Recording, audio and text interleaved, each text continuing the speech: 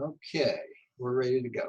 For everyone that's just joining us, I'm Dr. Roger Paul. This is my wife, Diane, here sitting next to me. It's not a strange woman. I am strange right now. And our group, I'm not going to introduce everyone for the video, but we're going to start from paper 1 tonight, and we'll be going for exactly an hour. And then we'll pick up from paper 1 next time, wherever we stop, and we'll just keep going through at least the first 5 papers, and then we'll decide where we're going to go from there, if we're going to keep going straight through or take some other topics on. So let's say a short prayer, and we'll get started. Father, thank you for joining us tonight and allowing us to be here and experience this wonderful revelation. Open our hearts and minds that we might be open to the concepts and thoughts that we'll hear. And we pray that you will bless these individuals that are here joining us and bless those that listen to these videos, that they might grow spiritually and become closer to you. We thank you and we give you the praise in your son, Jesus Michael of Nebelon. Amen. Amen. Yeah, let's get started. And Diane, would you like to start reading for us? Sure. The universal Father is the God of all creation, the first source and center of all things and beings. First, think of God as a creator, then as a controller, and lastly as an infinite upholder. The truth about the universal Father had begun to dawn upon mankind when the prophet said, "You, God, are alone. There is none beside you. You have created the heaven and the heaven of heavens. With all their host, you preserve and control them. By the sons of God were the universe is made. The Creator covers himself with light as with a garment and stretches out the heavens as a curtain. Only the concept of the universal Father, one God in the place of many gods, enabled mortal man to comprehend the Father as divine creator and infinite controller." Okay, what's interesting is the way the book starts out, and it introduces us, not including the forward, it introduces us to the universal Father as the first source and center, right from the very first sentence of the very first paragraph of the book, doesn't it? Okay, and the concept of the universal Father being the first source and center of all things, but also as the creator of all things, right? And that they're taking into account here also is the Trinity and the sons of God that's involved. But before even that, the universal Father has been, and always will be, right? And I love the way they start this off. And when it talks about how the truth of the universal Father started dawn upon us when we understood that there was only one God and he himself is by himself, right? Outside of the Trinity and outside of the sons of God, there's always the universal Father that upholds everything, preserves everything, and makes it possible, gives us a palette to create this wonderful concept of life, right? You know, as a creator. And this concept of the universal Father as the universal upholder allows us to comprehend the Father as a creator and the controller, because it's only by this concept of the universal Father that we can ascertain what the universal Father really is. Okay, and that relationship, and that the universal Father actually lives within each and every one of us. What a wonderful concept, and it becomes part of us. All right. Bill, would you like to take the next section? Oh. The myriads of planetary systems were all made to be eventually inhabited by many different types of intelligent creatures, beings who could know God, receive the divine affection, and love him in return. The universe of universes is the work of God and the dwelling place of his diverse creatures. God created the heavens and formed the earth. He established the universe and created this world not in vain. He formed it to be inhabited. Okay. The previous paragraph talks about the sons of God, And it's through the sons of God that all these universes were made, right? And I'm going to break my rules about talking about aliens. I've been watching a lot of alien shows. But right here in the second paragraph, it talks about how all the planetary systems that were created by the sons of God, our creator was whom? Jesus, right? Or Michael of Lebanon. That's our creator, right? And it talks about that all of these creations were created to eventually be inhabited. Now, are they all like us? No. Not likely, are they? They're probably as diverse as there are planets, right? As the many, many different types of planets, there's many, many different types of intelligent beings, right? So, knowing that, do you think there might be some aliens flying around out there? Well, I wish that they all I looked would like think us. so. Yeah. I mean, just if there's that many beings that are inhabited in this universe of universes, there's got to be just such a diverse mirage of different types of creatures out there, right? They may not look just exactly like us, but they are human just like we are. They speak different languages, They just like people here on Earth. That's right. They speak different languages. Look at all the different people on this planet and how they all look different, right? I mean, we come in black, white, red, yellow, every color you can think. And all of us have a different face, don't we? You know, it just amazes me God comes up with so many different types of face and we all still look human, right? So it's pretty amazing. It comes right down to it.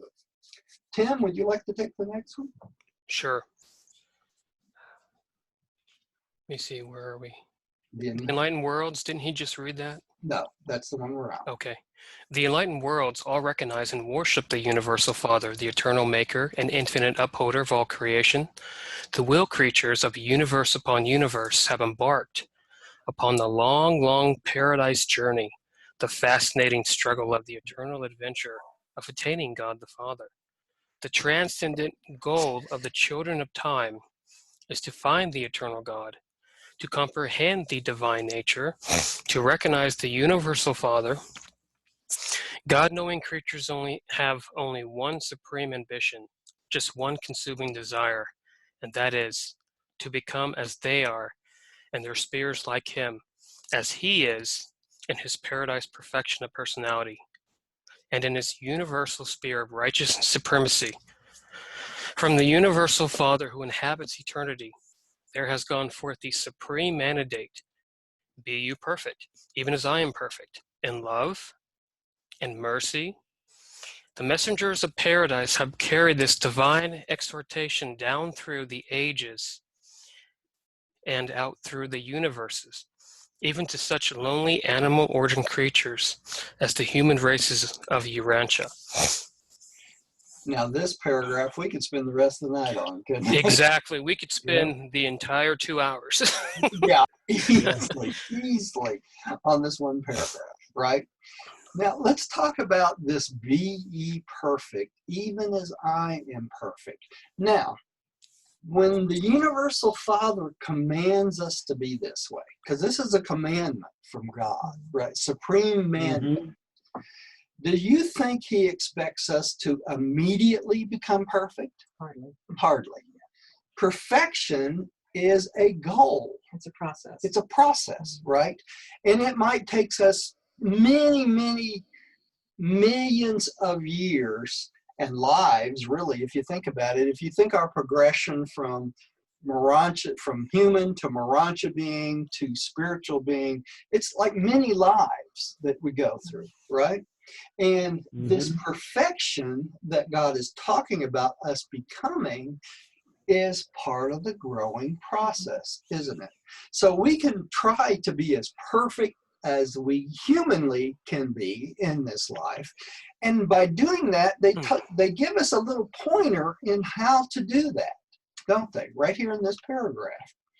They say right here, be like God in his paradise perfection and in his universal sphere of righteous supremacy, right? And then it goes on to say, in love and in mercy, the messengers of paradise have carried this divine exhortation down through the ages. Now, what do they say it that way? It's because through love and mercy that we become perfect. You see that? And it almost sounds like the universal Father being the love and the eternal Son being the mercy. That's right. That's exactly right, Tim. The universal Father is the love, and the Son is the mercy aspect of it, right? Mm-hmm. Okay. Now, in this life, how we become more perfect is we, to our fellow human beings, we love them and we give them mercy, just as we receive love and mercy from not only God the Father, God the Son, and all the rest of the paradise hosts. Make sense? You know, I just wanted to make a small note here. Most of us usually equate being perfect with total flawlessness and infallibility. Yeah, But really, the ideal is that we should be complete, through, finished, full-grown, mature, accomplished, and comprehensive, and rounded out, and all-inclusive. that's So it's correct. being familiar with all things during this small life in the flesh, so we can relate to other people, and just like the revelatories are talking about, in love and mercy. That's And right. that key word is divinity too, the truth, beauty, and goodness. That's right. That's And I true. think also we're evolving, and as we progress from birth, we continue to grow. And it's like many lives in one life. As It we is. change and become a different person, more closer to the Lord. And so it is a process. It's an evolutionary process. Right. One thing I do want to bring up at the very beginning of this paragraph is this first sentence. The enlightened worlds all recognize and worship the universal Father, the eternal maker and infinite upholder of all creation. So all of the worlds that are enlightened recognize and worship the universal Father. Yeah, and he doesn't look like us. I have a hard time with that because I visualize him as looking like us, and it's totally incorrect to do that because we all look different. And the universal Father, we have no idea what he really looks like. What do y'all think about what is a non-enlightened world? You ever think of that? How about a world in rebellion? We've had how many instantanea in our local system? You hit it right on the head, Tim. Yep. Those in rebellion, right? Those are non-enlightened worlds. Why? Because they have rebelled against the sons, right? The sons of God. They've rebelled against the universal Father. They've rebelled against the eternal Spirit, right? And the eternal Son. So they become rebel against the plan of salvation, right? Yeah.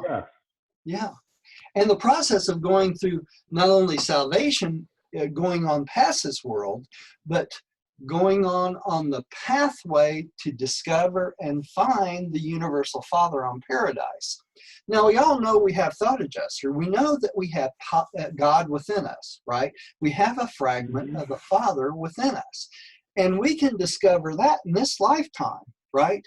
But God's plan is for us to make the journey to paradise, to stand before him in person, right?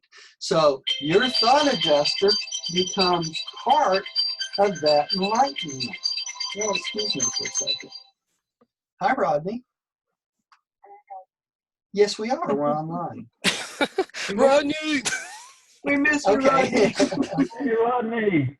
Okay, go to the email because it's got a different number than our original ones were. Okay. All right. See you in a minute, Rodney. All right. Bye-bye. Rodney had to make sure we were meeting. By the way, Bill, it's really wonderful to see you again. Yes, it is. Good to see you all. We're glad to have you, Bill, and everybody else here. Rodney will be joining us in just a moment. Glad to have everybody. And What would you say your definition of worship is, Roger? Oh, Lord. It's sort of like the expression of expressing yourself through two things. Spiritual, which will be one's nearness to God, and yet physical, going about trying to love, doing good to others. Yeah. Would also be in that category. But it's not just raising your hands, correct? No, it's not just. Or it's not just an outward expression of emotion, correct? No, it's not. It's a direct communication with God the Father, which is that fragment within you. Worship is total recognition of the awe of the Father, okay? And it is something so personal that to each person, worship is different, right? Worship can be part of the singing and raising the hands and praying and that sort of thing. But the worship itself is really a communication between the child of God, which is us, and God the Father, which is the fragment of God within us, the thought adjuster, right? And through that communication with that thought adjuster, that's how we worship the universal Father in this lifetime. And I think it's also the recognition that just in everyday encounters you have with everybody and just everything, recognizing and stepping out and making an effort to communicate. Now worship changes when you hit the Urantia level, okay?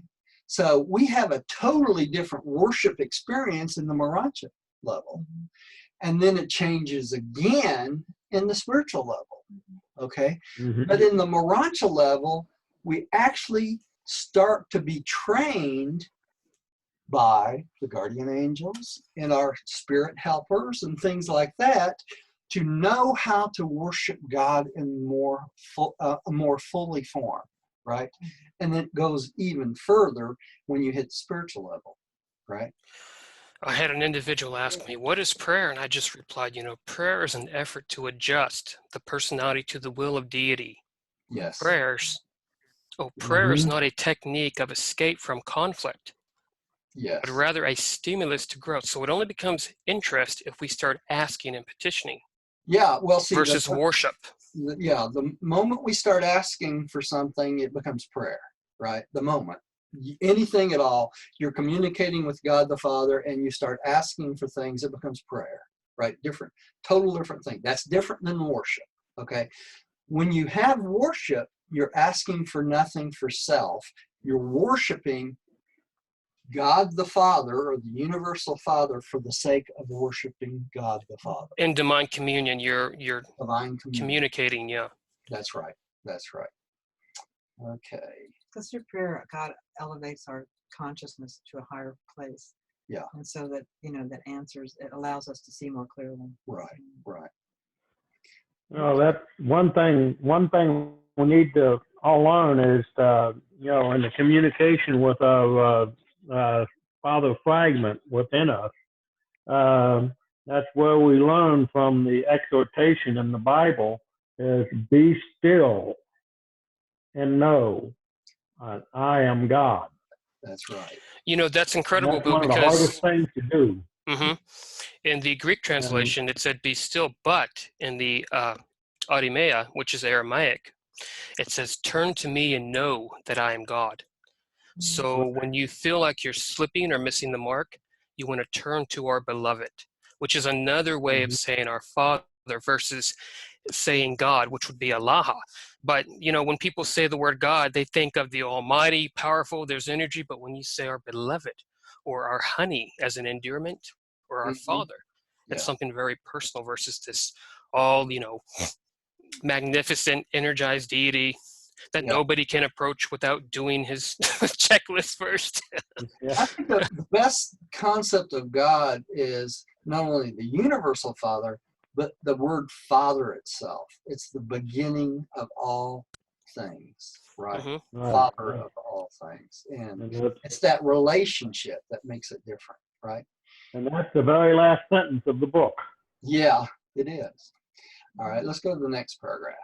This magnificent and universal injunction to strive for the attainment of the perfection of deity is the first duty and should be the highest ambition of all the struggling creature creation of the God of perfection. This possibility of the attainment of the divine perfection is the final and certain destiny of all man's eternal spiritual progress. What are they saying here? When we get to that point of perfection that God has created us to be, that's when we'll be standing before him in paradise. So, when God says, be ye perfect even as I am perfect, he knows it's a long, struggling journey, right? Mm-hmm. So by the time you reach the goal of that journey, you will be standing before him, right? Hey, Roger, I had a question. Yeah. When we're talking about that word divinity, it's in the forward on page 3, and it says divinity is the characteristic, unifying, and coordinating quality of deity. Now, creature comprehension, which would be us, we can relate to that as truth, beauty, and goodness. But when they say characteristic, which we're talking about deities, what does that mean? And unifying and coordinating quality of deity. Can you kind of break those 3 categories down and give me a meaning and ideal? What I would do is when we're talking about there's the difference, and it goes through this in the forward, there's a difference between divinity and being divine, right? You remember that from the forward? Or do you? Mm-hmm. Sort of. Okay. Divinity is a characteristic of God, right? Not only God in the form of God the Father, but all of God the sons, right? And all of the divine God, sons of God in the hierarchy of the local universe also. So And characteristic would be defined as a personality, like a creator son, the universal father. That's exactly right. Okay, right. And the unifying could be what, the Paradise Trinity? The Paradise Trinity, that's exactly right. Coordinating quality, that could be like God the sevenfold. God the sevenfold. Okay, thank you. Right? It breaks down in the hierarchy of all the God personages, right? So Right. if you say there could be, let's say a Lananondex sign, right? Let's take that for an example. We could say that the Lananondex sons doing what they're supposed to in the local universe and that sort of thing, they are in essence divine, are they not? If they're following the course of God, they are literally divine. Okay, but are they divinity? I don't think so. You see what I'm saying? Divinity, but No, they're not divinity. They're part of the hierarchy of God, of the universe, but they can be divine without being part of the divinity. You see what I'm saying? Now, when you're talking about a creator son, you're talking about divinity always, right? Because they're a source of creation directly from the eternal son, are they not? The eternal son and the infinite spirit are all divine with God. And so are the creator sons. Who else would be divine? Or divinity, I mean. That would be the local universe mother spirit. Is that not true? Because she is the mate to the creator son. And once a creator son finishes all his bestowals, she becomes part of the divinity that he is together. That's why the first thing he does is turn to the local universe mother spirit and gives her the same sovereignty that he has, right? Because she's part of the divinity. She's already divine, but she is part of the divinity as the creator of the local universe. Is she not? Okay, so I don't want to get bogged too much down on this. Let's go to the next one. Diane, would you like to take the next one? Earl didn't read. Yeah, Earl's not going to read. He's got glasses problems. Oh, okay. He has the same thing. I can't see far off. He can't see close. Urantia mortals can hardly hope to be perfect in the infinite sense, but it is entirely possible for human beings, starting out as they do on this planet, to attain the supernal and divine goal which the infinite God has set for mortal man. And when they do achieve this destiny, they will, in all that pertains to self-realization and mind attainment, be just as replete in their sphere of divine perfection as God himself is in his sphere of infinity and eternity. Such perfection may not be universal in the material sense, unlimited in intellectual grasp, or final in spiritual experience, but it is final and complete in all finite aspects of divinity of will, perfection of personality, motivation, and God consciousness. Okay, so that kind of breaks down this perfection. We were talking about how we can't expect to be totally perfect in this lifetime, right? That would be a good idea. Yeah, it probably wouldn't be a good idea. Hi, Millie. Hey, Millie. Hey, Millie. Hey, Millie. There's half your head. Trying to find out where we are. We're on the very first paper. We're on the 5th paragraph down. On the first paper, I see that says 22. No, Oh, that's a page. Page 22. Yeah, page 22. We're on the very first paper, the 5th paragraph down. Do you guys know that I'm here? Yeah, Rodney. Rodney. We don't see his name. We don't see his face. I can't see There he either. is. How you doing, Rodney? How's your mom? All right, she's doing good. I'm glad you're both here tonight. You and Millie. That's Anna St. Clair, yeah. Oh, St. Clair. Okay. Well, I had 2 questions, Roger. So, Yeah,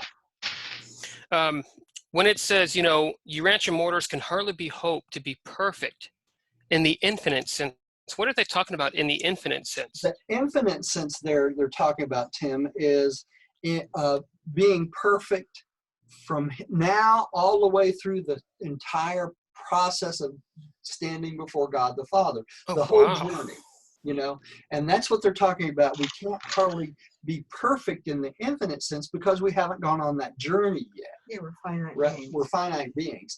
Now, when we become finaliters, right? And once we stand before God and we become finaliters, will we be perfect in the infinite sense? All the way up to the 6th level, yes. Mm-hmm. But even then, we won't be perfect in the infinite sense for the 7th level. And the intellectual grasp and all those attributes that our Father has. That we won't. Yeah. We won't be that. Yeah, we won't be at that point yet. Now, when all 7 super universes are settled in light and light, it alludes to the fact that at that point, all finaliters will be perfect more in the infinite sense, right? Because we will have experienced everything possible of all 7 super universes. And through that experience, we gain insight to this perfection in the infinite sense.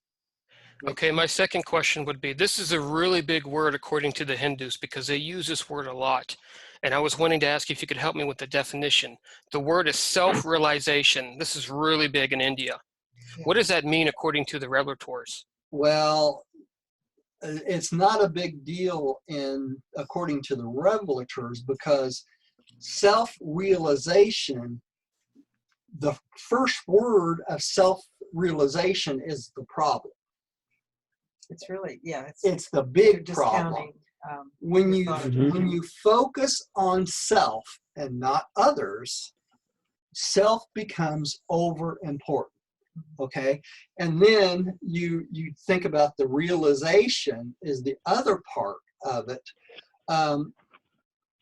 That self-realization doesn't come until we've gone through the entire journey at paradise, right?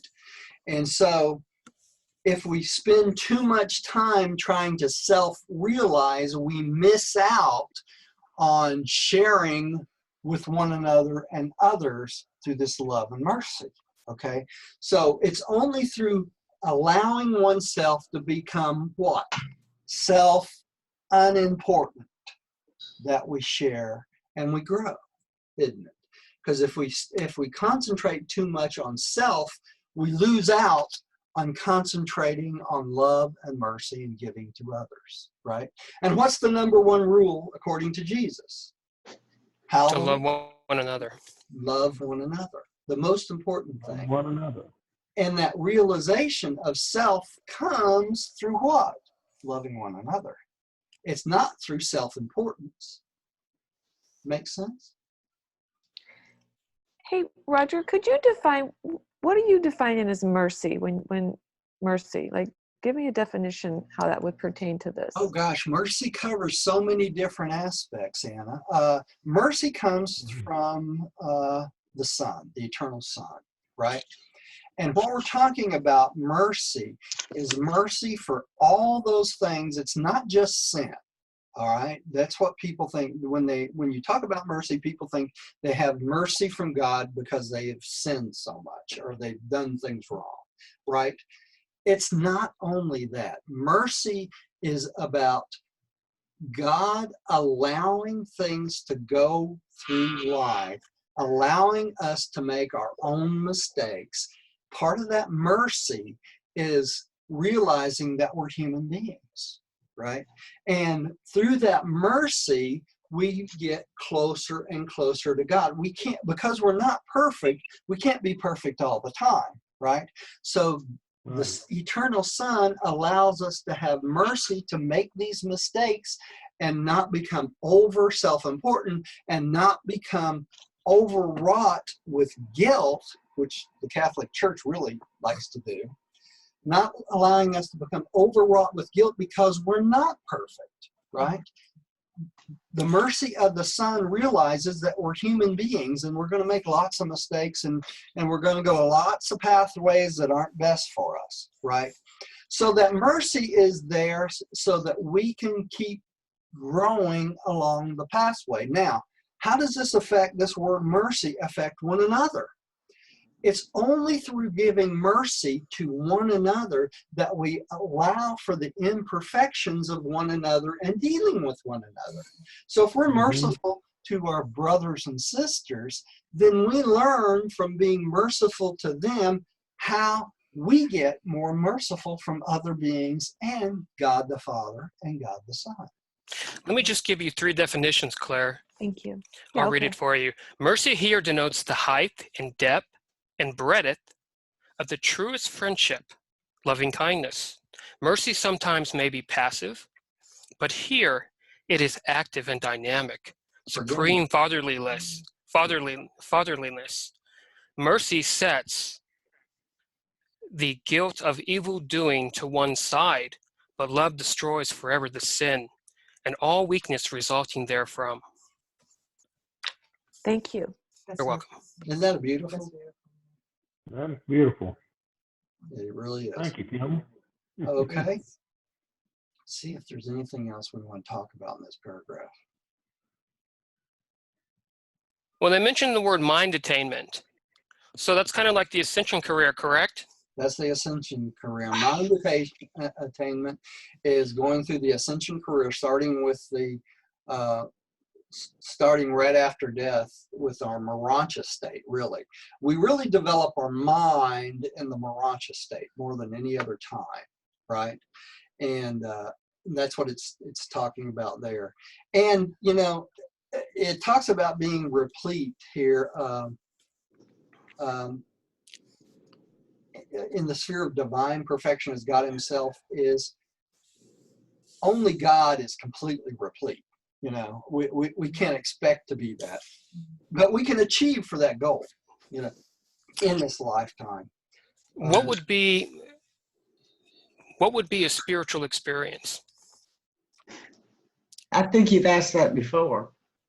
Yeah, yeah, I think you have. But I think there are so many things that are spiritual experiences in this lifetime. It's almost without number. It's just realizing that's what you're going through is a spiritual experience. You know, anytime you deal with another human being on a love basis, you know, and a mercy basis, a forgiveness basis, that's a spiritual experience. It is very much so, yeah. Mm-hmm. So there's the amount of spiritual experience available through this lifetime is just almost unlimited, if you think about it. Now, we would call it a Urantia experience, probably closer, but it builds our Urantia moda up for the next spiritual part, the spiritual experience itself, the real spiritual experience, right? And just a small note here, when you hear the word willed creature, What it means is a creature endowed with free will. Capable of making their own decisions. Exactly. Not someone else making them for them, right? All right. Millie, would you like to read 1:6 there, the next paragraph? Yes, I can do that. Is my speaker on? Yes. Yeah, It's on.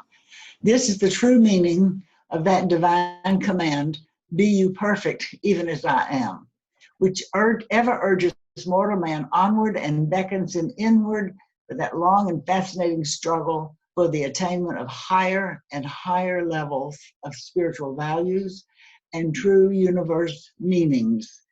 This sublime search for the God of the universes is the supreme adventure of the inhabitants of all the worlds of time and space. Isn't it interesting? It comes back around to what? God's plan, right? For us to meet him on paradise someday. That's what it all comes back to. You know, be perfect so you can go on this journey to discover me, you know? And that's the most important thing we do as a human being and as a being, right? In my research, the spiritual values, I started with truth, beauty, and goodness, and each little category of truth, beauty, and goodness, there was a list, at least 11 little, separate words. I'm not going to read them, but they're just absolutely beautiful. Things like love and goodness, and sharing will kind of give you the ideal of values. But when we say spiritual values, it's also in relationship to expressing our love for God and one another. Yeah, and notice here it says values and meanings here, universe meanings. How many times do you see this in this book? Over and over and over. You know, spiritual values and universe meanings, right? That's what it's about. All right. Let's go on to the next one. Tim, would you like to take the first paragraph of the Father's name? Sure. Of all the names by which God the Father is known throughout the universes, those would designate him as the first source and universe center are most often encountered. The first Father is known by various names in different universes and in different sectors of the same universe. The name which the creature assigns to the Creator are much dependent on the creature's concept of the Creator. The first source and universe center has never revealed himself by name, only by nature. If we believe that we are the children of this Creator, it is only natural that we should eventually call him Father. But this is the name of our own choosing, and it grows out of the recognition of our personal relationship with the first source and center. Didn't we talk about that a little earlier? The Father. That's really where it hits home, to ourselves, right? All right. Rodney, would you like to take the next one for us, please? I would be glad to. Do we have a good connection? Yeah, we're pretty good. Okay, good. The universal Father never imposes any form of arbitrary recognition, formal worship, or slavish service upon the intelligent willed creatures of the universes. The evolutionary inhabitants of the worlds of time and space must of themselves, in their own hearts, recognize, love, and voluntarily worship him. The Creator refuses to coerce or compel the submission of the spiritual free wills of his material creatures. The affectionate dedication of human will to doing of the Father's will is man's choicest gift to God. In fact, such a consecration of creature will constitutes man's only possible gift of true value to the Paradise Father. In God, man lives, moves, and has his being. There is nothing which man can give to God except this choosing to abide by the Father's will. And such decisions, effected by the intelligent will creatures of the universes, constitute the reality of that true worship which is so satisfying to the love-dominated nature of the Creator Father. Doing the Father's will. That is what this whole paragraph's about, isn't it? It's the only thing that we can give God back is to do his will, right? And how do we know what his will is? Through the thought adjuster, right? Through time and patience and worship and prayer and understanding, we can develop the possibility of knowing what the will of the Father is. And by doing that will, that's what we give back to the universal Father. Isn't that Roger, amazing? Yeah. trying to figure that will out, it's not a guessing game. No. Now, I do know that trying to distinguish the Father's will, even our three, what do you call them? The Ancients of Days. Right. There's 3 per super universe. Right. And even sometimes it takes the 3 of them to get together to try and get as close as they can to what the may be.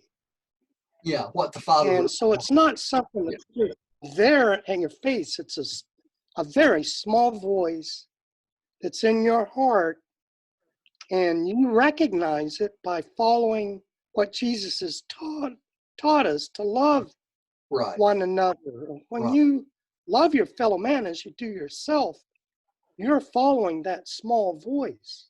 Yeah. And Now, just remember, a small, yeah, go ahead, Roger. Remember too that not all creatures of the celestial universe have thought adjusters, do they? So we are really at an advantage at starting out as mortal because we have a father fragment, right? We have a fragment of God within us. And we fuse with that father fragment on one of the mansion worlds, don't we? So, in essence, we have a real advantage over many of the types of beings in the super universe because they do not have father's fragments, right? They have to follow the will of the Father by the mandates that are passed down from those who are creator sons, things like that, and those who do have father fragments, right? They don't tell us even if the Ancients of Days have father fragments, do they? We know it's the judgment arm of the super universe, but they don't tell us that they have father fragments, do they?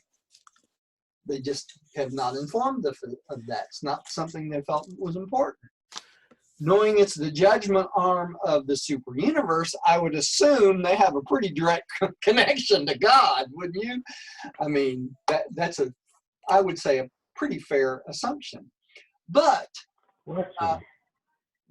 as human beings, we have a great advantage over some other types of beings because we have that father fragment, and we can learn to follow the Father's will by that fragment.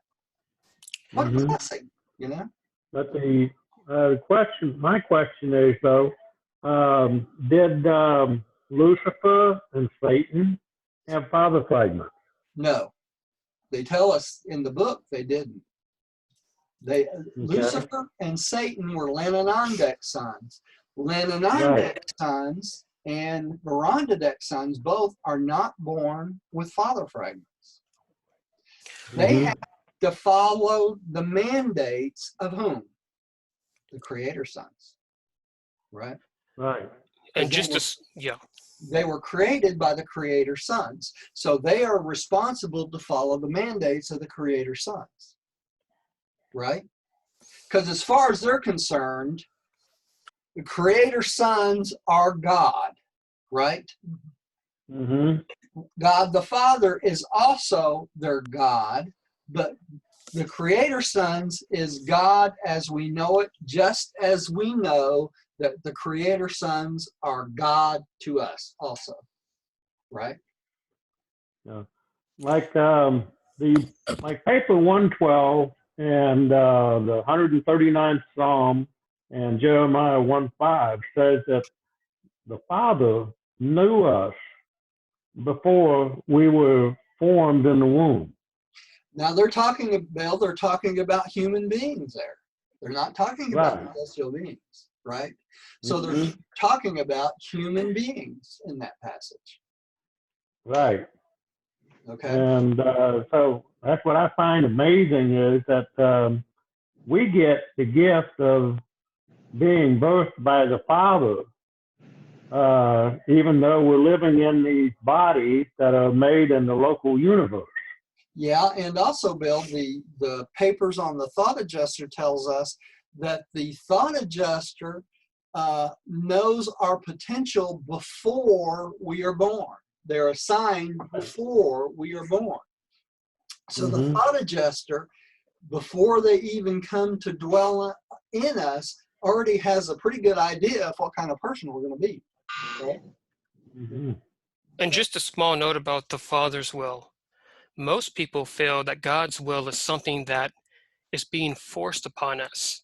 For instance, something mystifying, elusive, or unpleasant, but it's not. In It's not. truth, it's Right. sharing the inner life, the creature with the Creator, and becoming more and more like God. The key word here is like, not a God. You don't become a God, No. but you become like God. No. And once you know the Father, this is where the revelation, the fifth biblical revelation, the Urantia book, comes in handy, because we have a chance to really know our Father. It's being revealed for the first time.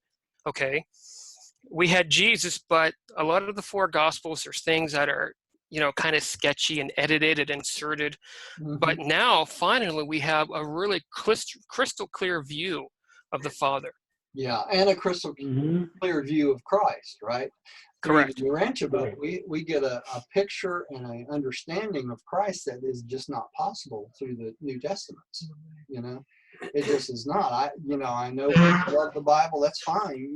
It's just the picture you get from the Jesus papers is such a personality that we can know and love and become part of us to the point that is just not possible through the New Testament. It's just not, And the difference is it's not possible through the New Testament because of the fact that the apostles didn't understand Jesus totally. No, they didn't. Because they were human, right? And then they're human. Yeah, and they had preconceptions based upon the religion that they were born into and raised into.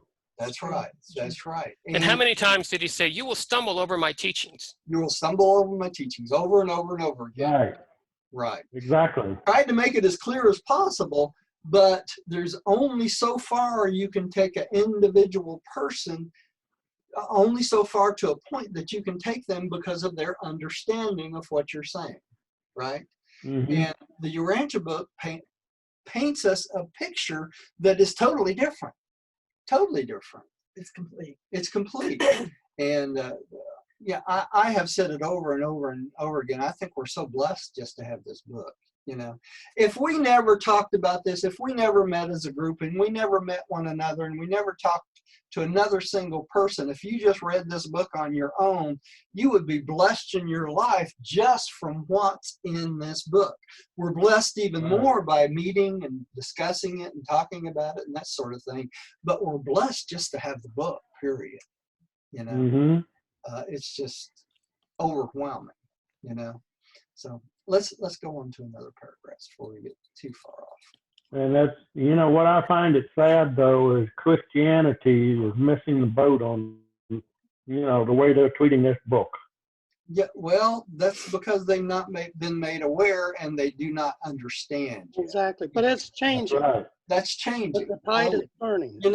I read in one of I think it was the Tidings thing today, the increase in the number of groups that have come about in the last couple of years. It's just phenomenal how fast this book is finally growing. Part of that's because of That a lot of that's because of the internet. People get out and discover it on their own. And it's things like what we do here and talking about and having meetings and stuff. Other people can come to it even if they can't get to a meeting, you know. And And you know, Jesus said, you know, new wine into old wineskins. And what that means is, you know, the new teachings into the old teachings. You know, like you said, you can't mix, you know, just the old without the new. You have to have both. So you're getting, you know, if they could just be tolerant and mix, like yeah, Judaism with the older, you know, with the new teachings. The new yeah, teachings Mhm. representing, you know, Jesus. yeah. Okay. Let's move on to the next one. Let's see who, Diane, I think you're up to read. I have a tour of my throat. Oh, you want me to? I can read. Let me I'll read try. the next one Okay. here.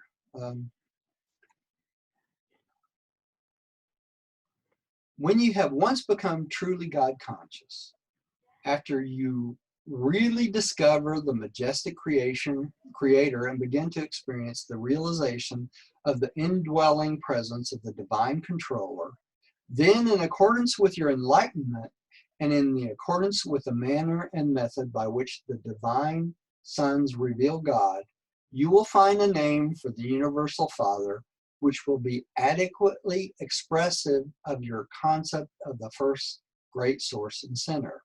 And so on different worlds and in various universes, the Creator becomes known by numerous appellations. In spirit of relationship, all meaning the same, but in words and symbols, each name standing for the degree and depth of his enthronement in the hearts of the creatures of any given realm. Now, I don't know if y'all remember this, but remember when we were studying later papers when it talks about the development of the concept of religion and God, right? Right. And the early religion, especially the Jewish religion, had various names for God over time, right? And that was because of their understanding of God during that period of time. So really, they didn't have the word God, did they? They only had a word for the first source and center of divinity, right? So it wasn't till later that the actual word God came about. But God was not the name of God, was it? It was just a symbol to represent what we were trying to express, right? That's what they said in the forward, is that the name God is a symbol a written symbol and a sound symbol. That's correct. It is. It's a written symbol and a sound symbol. It's just us trying to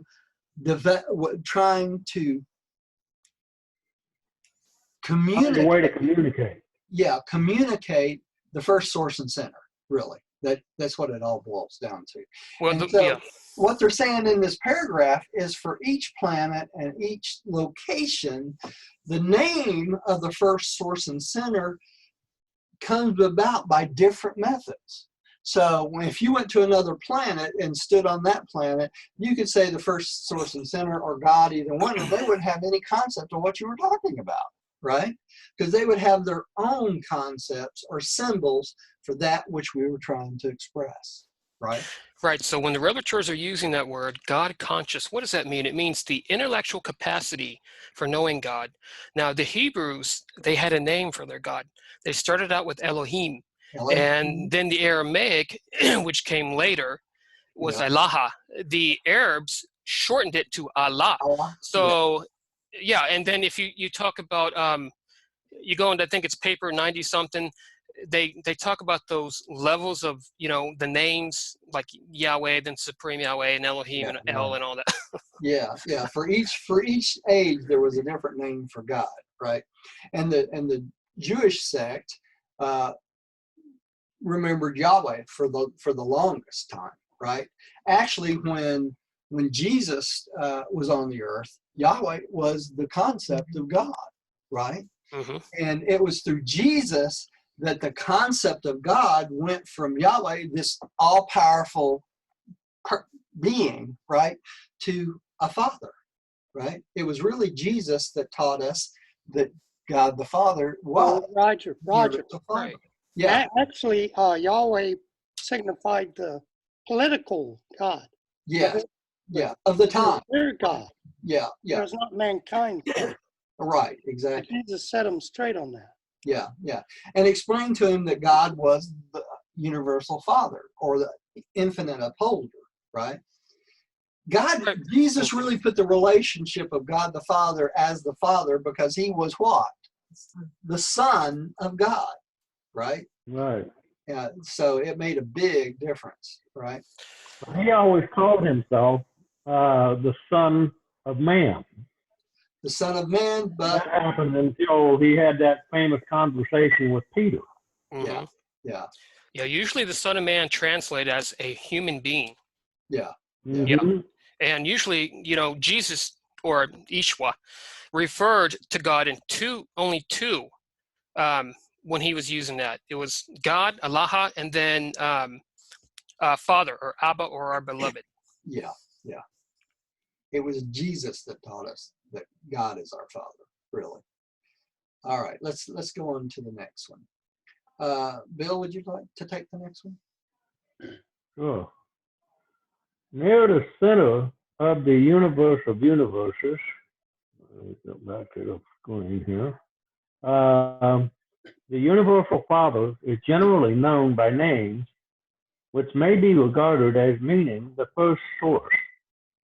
Farther out in the universes of space, the terms employed to designate the universal Father more often mean the universal center. Still farther out in the starry creation, he is known as on the headquarters world of your local universe, as the first creative source and divine center. In one nearby constellation, God is called the Father of universes. In another, the infinite upholder. And to the east, the divine controller. He has also been designated the Father of lights, the gift of life, and the all-powerful one. You can see all of those are correct, aren't they? Every Mhm. single one of them, right? All right. Millie, would you take the next one, please? Yes. On those worlds where a paradise son has lived a bestowal life, God is generally known by some name indicative of personal relationship, tender affection, and fatherly devotion. On your constellation headquarters, God is referred to as a universal father. And on different planets in your local system of inhabited worlds, he is variously known as the Father of Fathers, the Paradise Father, the Havana Father, and the Spirit Father. Those who know God through the revelations of the bestowals of the Paradise Son eventually yield to the sentimental appeal of the touching relationship of the creature creator association and refer to God as our Father. That's that relationship, isn't it? As soon as we have a creator son, it becomes personal, doesn't it? It becomes a personal relationship as a father relationship, right? All right. Hey, Roger, just before we start the next one, I had a woman ask me, why do you always refer to God as a male? Does God have a penis? So I did the research and I came up this section right here, paper 1, section 1, verse 6. And then if you look, I took that and I added, if you go to paper 169, section 4, you're also going to, I don't have the notes with me, but paper 169, section 4, you will find the answer that you're looking for to answer that question. All right. Mm. All right. I don't think of God as a male. I think of God as both sex. It does, but it yeah. refers constantly to father. And I Yeah. always say father, mother. Well, Yeah. as an endearment, Father, As God being spirit. Yeah. Yeah. I don't see a body. Yeah, I don't either. I I don't, don't you either. know, God don't is, think is, I God don't is I don't think a sexual connotation at all fits God whatsoever. No. None, Mm-mm. male or female. Well, some women believe this is a male-dominated world, so why can't you call God, you know, a mother? Of course you can. Of course you can. I think it's in That's paper right. 6, isn't it, or paper Paper 7, that 7, it deals yeah. with the eternal Son being the Eternal Mother eternal Spirit. Mother Spirit, Yeah. universal Mother. Yeah. So, but it doesn't emphasize it through the rest of the book. It's only there in the very brief Yeah. area. Rodney, would you take that last paragraph and then we'll quit on that tonight because we're getting close to 8. So, Yeah, no problem. On a planet of sex creatures, in a world where the impulses of parental emotion are inherent in the hearts of its intelligent beings, the term father becomes a very expressive and appropriate name for the eternal God. He is best known, most universally acknowledged on your planet, Urantia, by the name God. The name he is given is of little importance. The significant thing is that you should know him and aspire to be like him. Your prophets of old truly called him, quote, the everlasting God, and referred to him as the one who, quote, inhabits eternity. notice here, this is the first time they call our planet by name. You see that in the book, Mm-hmm. in the main part of the book, anyway. Yeah. You know, speaking of that, I had a woman ask me, because I have a hat that says Urantia with the 3 concentric circles. She Yeah. says, "What's Urantia?" And I said, "Heavenly place. Uran, heavenly, and then cha, place." Because I would have shocked her if I would have said, "It's the name of our planet." You know, I mean, come on. So it's your heavenly place in the cosmos. It is. Well, let's have a Yeah, closing that's prayer. what they said. I'm going to stop the recording and we'll talk for just a second here. Rodney, would you like to close us in a prayer tonight? Heavenly Father, we thank you for this opportunity that we have to come together again tonight to study this beautiful revelation that has been given to us. And we hope to pass this word on to other people to educate our brothers about this very important message. We're honored to have Roger and Diane host this meeting once more. And we give you the praise, Father. Amen. Amen. And thank you at home for joining us online or however you are joining us. Let me see if I can find where to stop the recording. Come see us again.